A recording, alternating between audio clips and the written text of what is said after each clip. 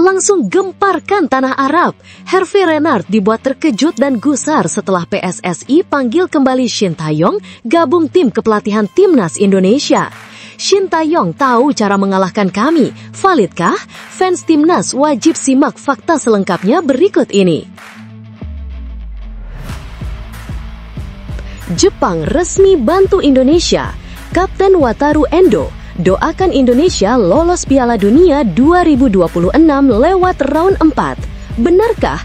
Juga bocorkan satu hal besar agar bisa kalahkan Arab Saudi dan Irak meski bakal berpotensi dipaksa main keras bahkan dicurangi wasit?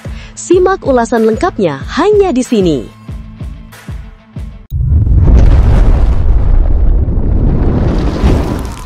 Sebelumnya mohon subscribe channel ini dulu supaya nggak ketinggalan berita terupdate Timnas Indonesia. Langsung gemparkan tanah Arab. Hervé Renard dibuat terkejut dan gusar setelah PSSI panggil kembali Shin Tae-yong gabung tim kepelatihan Timnas Indonesia. Shin Tae-yong tahu cara mengalahkan kami. Validkah? Fans Timnas wajib simak fakta selengkapnya berikut ini. Drama besar jelang putaran keempat kualifikasi Piala Dunia 2026 zona Asia semakin memanas. Kali ini datang dari kubu Arab Saudi, di mana sang pelatih Hervé Renard dikabarkan terkejut sekaligus gusar setelah mendengar kabar mengejutkan. Federasi Sepak Bola Indonesia (PSSI) memanggil kembali Shin Tae-yong untuk bergabung dalam tim kepelatihan Timnas Indonesia. Kabar itu muncul hanya sebulan sebelum duel panas Indonesia menghadapi Arab Saudi dan Irak. Renard yang semula cukup tenang karena menilai Patrick Kluivert masih dalam tahap membangun chemistry bersama skuad Garuda, kini disebut-sebut mulai ketar-ketir. Alasan kekhawatiran Renard bukan tanpa dasar. Shin Tae-yong punya catatan emas melawan Arab Saudi. STY pernah mempermalukan Arab Saudi di laga resmi. Ia tahu betul gaya main, kelemahan serta celah yang bisa dieksploitasi dari tim berjuluk Green Falcons tersebut. Renard paham hadirnya STY di kubu Garuda bisa mengacaukan semua rencana yang telah ia siapkan. Shin Tae-yong tahu cara menumbangkan kami. Itu fakta yang tidak bisa diabaikan. Demikian pengakuan sumber internal Federasi Arab Saudi soal keresahan sang pelatih. Sebelum kabar ini muncul, Renard cukup percaya diri. Ia melihat Patrick Kluivert memang membawa sentuhan Eropa ke Timnas Indonesia, tapi belum sepenuhnya padu. Kekalahan besar Indonesia dari Jepang dan hasil imbang melawan Lebanon menjadi bukti bagi Renard bahwa Garuda masih dalam proses adaptasi. Namun, dengan kehadiran kembali Shin Tae-yong, Renard tahu situasi berubah drastis. Kombinasi Kluivert dan STY bisa jadi senjata berbahaya. Kluivert membawa pola build-up modern ala Belanda, sementara STY piawai dalam manajemen taktik dan memaksimalkan potensi pemain keturunan yang kini memperkuat Indonesia. Sekarang mereka bisa menggabungkan kekuatan. Itu yang membuat saya khawatir, ujar Renard dikutip dari media Timur Tengah. Renard sadar Arab Saudi dan Irak memang favorit di grup B. Namun, dengan tambahan Shin Tae-yong di kursi kepelatihan, Indonesia bisa menjelma jadi kuda hitam yang sangat berbahaya. Tahu cara mematikan lini serang Arab Saudi. Ia pernah menumbangkan Green Falcons dalam laga penuh tekanan. Kombinasinya dengan Kluivert bisa menyeimbangkan disiplin bertahan dan variasi serangan cepat. Hal ini membuat rencana Renard membawa Arab Saudi ke Piala Dunia jadi tidak lagi semulus yang ia bayangkan. Laga perdana grup B round 4 akan mempertemukan Arab Saudi vs Indonesia di Stadion King Abdullah Sport City Jeddah pada 8 Oktober 2025. Pertandingan ini akan jadi ujian mental bagi Renard. Jika Arab Saudi terpeleset di laga pembuka, mereka bisa kehilangan momentum. Terlebih Irak juga bukan lawan mudah. Situasi inilah yang membuat Renard mulai berhitung ulang. Kami harus benar-benar waspada. Indonesia kini bukan tim yang sama seperti 2 tahun lalu. Mereka berbahaya, terutama dengan Shin Tae-yong kembali, ujar Renard dalam wawancara singkat di Riyadh. Kembalinya Shin Tae-yong jelas menjadi energi baru bagi skuad Garuda. Fans Indonesia pun menyambut hangat keputusan federasi untuk kembali melibatkan sosok yang dianggap sebagai arsitek kebangkitan sepak bola merah putih. Kini Indonesia punya kombinasi unik. visi menyerang ala Eropa dari Kluivert, disiplin dan mental juang ala Asia dari Shin Tae-yong. Apabila kedua pelatih ini mampu menekan ego dan saling melengkapi, bukan mustahil Indonesia membuat kejutan besar di round 4. Kini situasinya makin menarik. Apakah benar kembalinya Shin Tae-yong akan membuat Arab Saudi ketar-ketir? Bisakah kombinasi Kluivert-Castellet menjadikan Indonesia lebih kuat dari sebelumnya? Namun, tunggu dulu. Setelah admin telusuri secara mendalam bahwa berita di atas adalah karangan belaka dan hoax. Ini sebagai edukasi supaya penonton lebih jeli dalam memilih berita.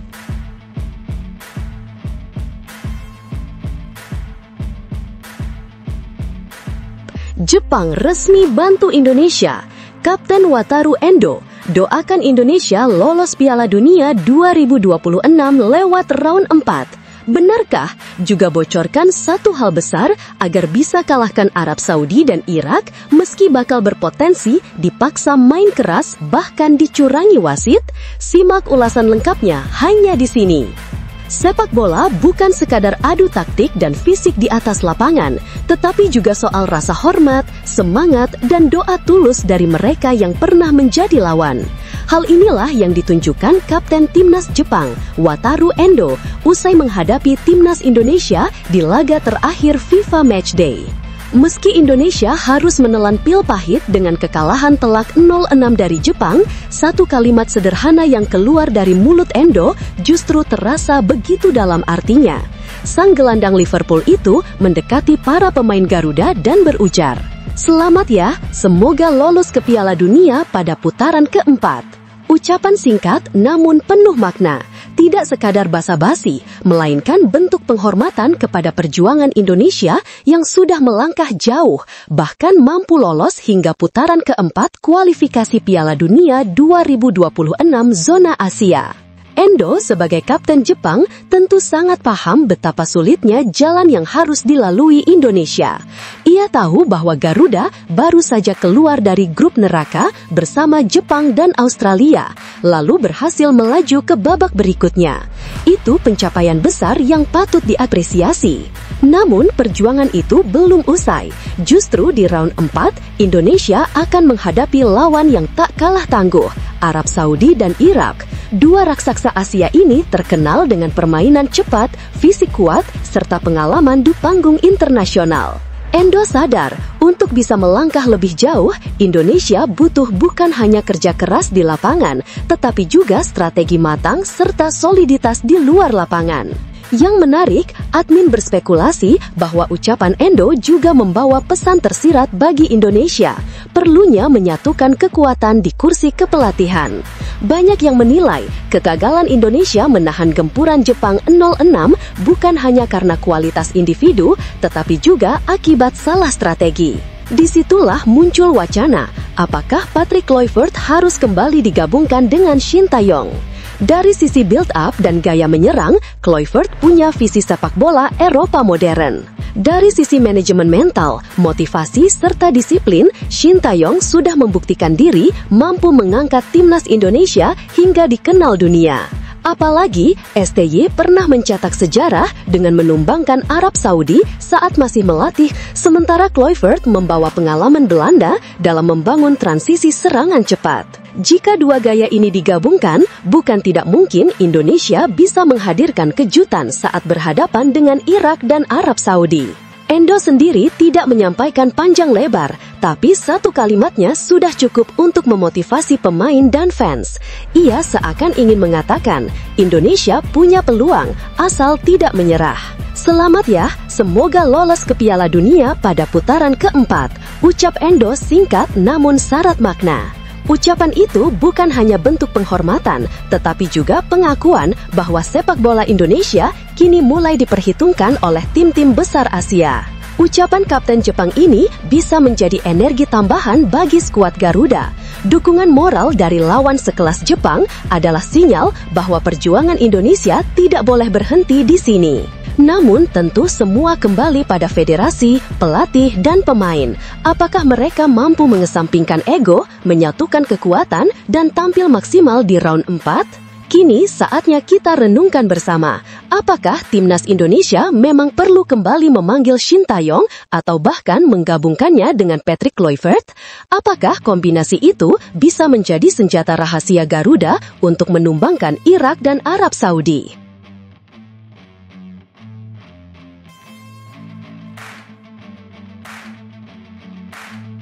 Bintang timnas Indonesia, Calvin Verdonk, kini berada di ambang sejarah besar.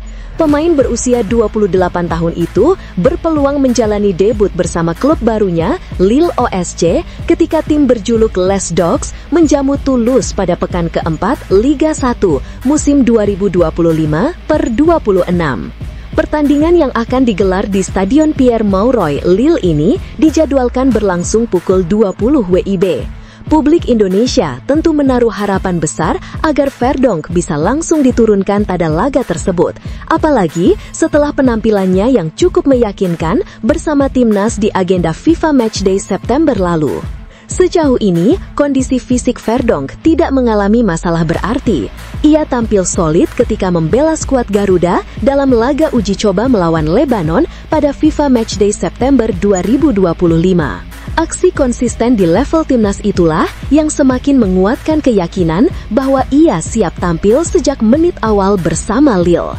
Momentum bagi Verdonk untuk mencatat debut juga terasa pas. Lille sedang berada dalam tren positif di Liga 1. Dari 3 laga awal musim ini, tim asuhan Bruno Genesio belum terkalahkan dengan raihan 2 kemenangan dan 1 hasil imbang. Hasil tersebut menempatkan mereka di posisi ketiga klasemen sementara. Lebih dari sekadar hasil, performa Lille juga patut diacungi jempol dari sisi produktivitas. Bayangkan saja, mereka sudah mencetak 11 gol hanya dari 3 pertandingan. Kemenangan telak 7-1 atas Lorient bahkan menjadi bukti betapa tajamnya lini serang mereka di awal musim ini. Kehadiran Verdonk jelas menjadi tambahan tenaga berharga. Meski posisi aslinya adalah bek kiri, ia dikenal piawai naik membantu serangan. Dengan kemampuan overlap, membuka ruang, hingga memberi tusukan ke jantung pertahanan lawan, Verdonk bisa menambah variasi permainan Lille yang sudah tajam sejak awal musim. Jika benar-benar diturunkan, debut ini akan sangat spesial. Verdonk berpeluang mencatatkan namanya dalam buku sejarah sebagai pemain Indonesia pertama yang bermain di kasta tertinggi Liga Prancis. Sebelumnya, Verdonk sudah malang melintang di sepak bola Eropa, terutama di Belanda. Ia juga sempat mencicipi pengalaman di luar negeri bersama klub Portugal, Famalicão, selama 2 tahun. Namun, berkarir di Prancis akan jadi pengalaman pertama baginya. Artinya, meski memiliki modal yang kuat dari segi kualitas dan pengalaman, Verdonk tetap perlu waktu untuk beradaptasi dengan atmosfer Liga 1 yang terkenal kompetitif dan penuh intensitas. Kini, publik tanah air tentu dibuat tak sabar menanti. Apakah Bruno Genesio akan langsung memberi debut pada Verdonk di laga kontra Toulouse? Ataukah sang pelatih memilih memberinya waktu lebih lama untuk beradaptasi?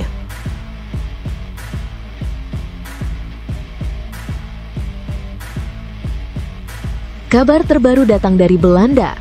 Maes Hilgers dipastikan tetap akan membela FC Twente di kompetisi Eredivisie 2025-26.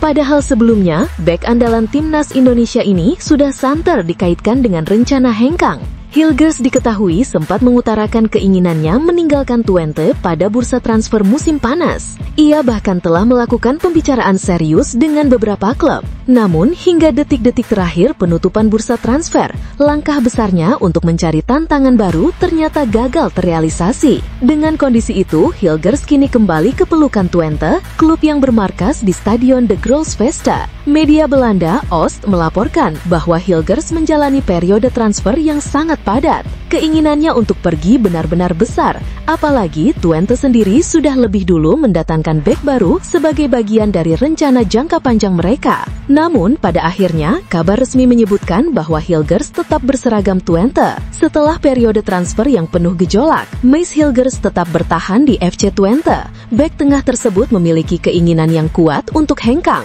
namun transfernya ke Stade Brest dan Go Ahead Eagles gagal terwujud. Apakah Hilgers akan memperpanjang kontraknya yang akan berakhir? Masih belum pasti, tulis laporan OST. Meski gagal pindah, peluang Hilgers untuk kembali mendapat menit bermain terbuka cukup besar. Salah satu bek Twente, Stav Lemkin, mengalami cedera dan dipastikan absen selama beberapa minggu. Sementara itu, Alec van Horenbeek sudah dilepas ke Heracles Almelo. Situasi ini membuat Hilgers berpeluang besar kembali masuk dalam skuad pada laga berikutnya melawan NAC-Breda. Belum jelas apakah dia akan masuk dalam skuad untuk pertandingan besok. Tetapi, mengingat cedera Stav Lemkin dan kepergian Alec van Horenbeek ke Heracles, tampaknya masuk akal jika dia akan dimasukkan dalam skuad untuk pertandingan melawan NAC-Breda besok. Lanjut OST. Laga melawan NAC-Breda sendiri akan dipimpin oleh pelatih sementara Ivar van Dinteren. Sayangnya, dalam periode ini, Hilgers juga harus absen membela timnas Indonesia di FIFA Matchday September 2025.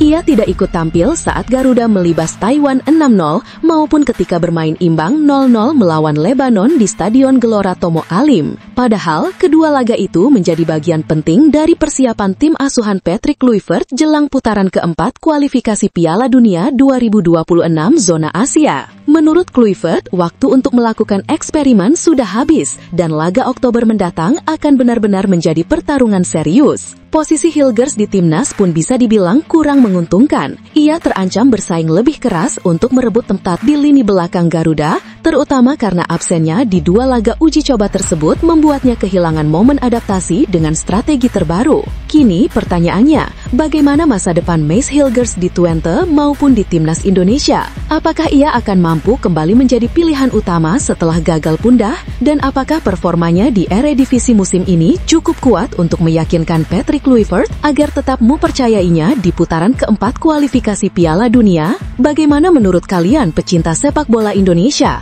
Apakah bertahannya Hilgers di Twente akan jadi langkah bagus untuk menjaga menit bermainnya atau justru menjadi kerugian besar karena ia gagal mendapatkan tantangan baru di klub lain? Tulis pendapat kalian di kolom komentar.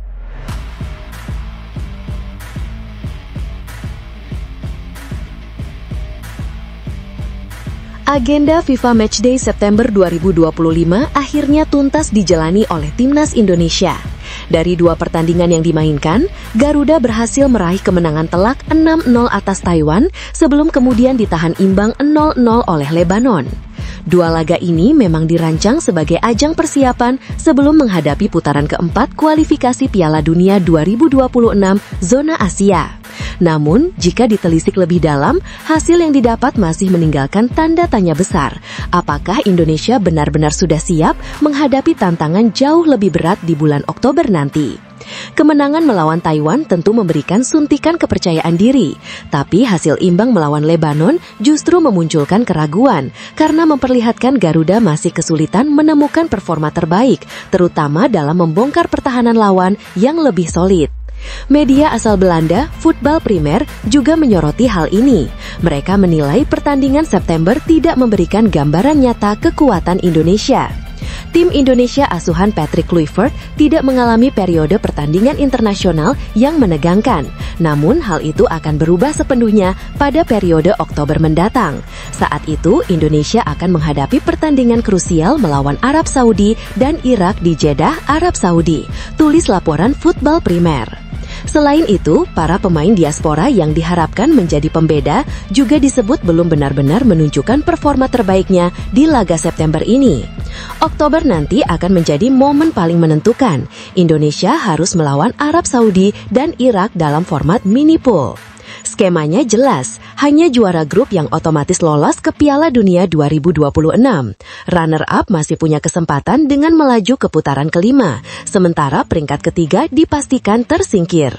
Indonesia, Arab Saudi, dan Irak akan saling bertanding satu kali. Negara yang berada di posisi teratas setelah pertandingan tersebut akan langsung lolos ke Piala Dunia, sedangkan negara yang berada di posisi ketiga akan tersingkir, terang Voetbal Primer. Inilah yang membuat pertandingan Oktober nanti benar-benar terasa seperti final bagi skuad Garuda. Meski demikian, Voetbal Primer tetap memberi apresiasi terhadap perjalanan Indonesia sejauh ini. Mereka menilai performa Garuda sudah melebihi ekspektasi, mengingat perjalanan panjang yang harus ditempuh.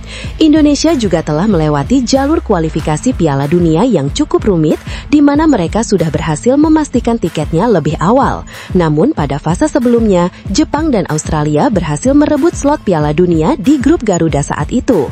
Satu hal yang pasti, pertandingan internasional melawan Arab Saudi dan Irak pada pertengahan Oktober akan menjadi penentu bagi Kluivert dan kawan-kawan. Tutup laporan tersebut. Kini semua mata tertuju pada Oktober.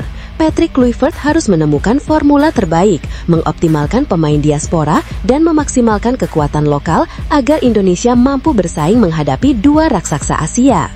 Bagaimana menurut kalian pecinta sepak bola tanah air? Apakah dengan modal yang ada saat ini, timnas Indonesia cukup kuat untuk membuat kejutan melawan Arab Saudi dan Irak? Atau justru Garuda masih harus realistis dan puas dengan peluang lolos lewat jalur runner-up? Tulis pendapat kalian di kolom komentar.